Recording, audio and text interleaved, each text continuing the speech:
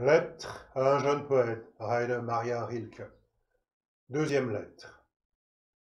Viareggio, près de Pise, Italie, le 5 avril 1903.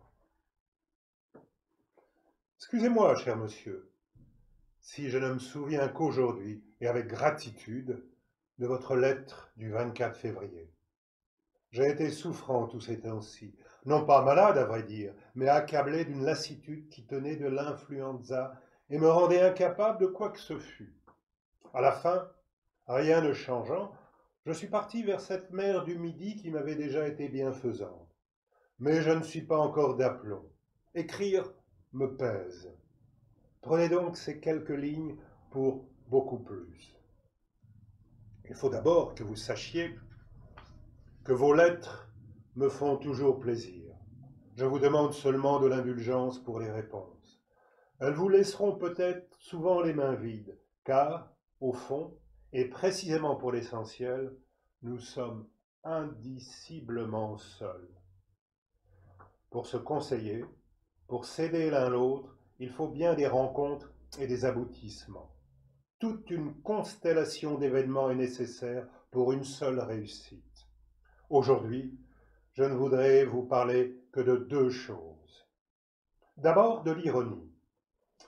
Ne vous laissez pas dominer par elle, surtout à vos heures de sécheresse. Dans les moments créateurs, efforcez-vous de vous en servir comme d'un moyen de plus pour servir la vie.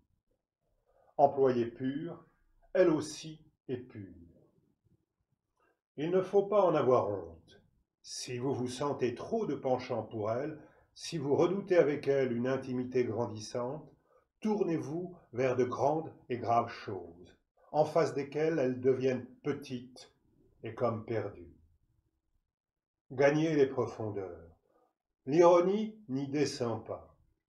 Si elle vous accompagne jusqu'au bord de la grandeur, cherchez si elle répond à une nécessité de votre être.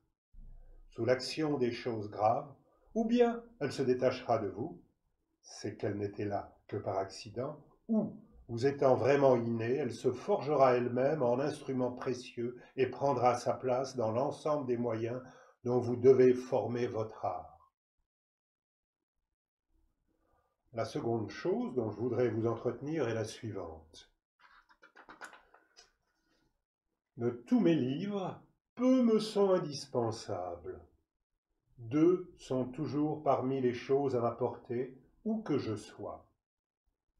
Ici même, ils sont près de moi. Ce sont la Bible et les livres du grand poète danois Jens Peter Jacobsen. À propos, connaissez-vous ces œuvres? Vous pouvez facilement vous les procurer. Une partie en a paru, très bien traduite, dans la bibliothèque Réclame. Procurez-vous le petit volume, 6 nouvelles, et le roman Niels Lehne. Commencez par la première nouvelle qui a pour titre Mogens. Un monde vous saisira. Le bonheur, la richesse, l'insondable grandeur d'un monde. Vivez quelque temps dans ces livres. Apprenez-y ce qui vaut, selon vous, d'être appris, mais surtout, aimez-les.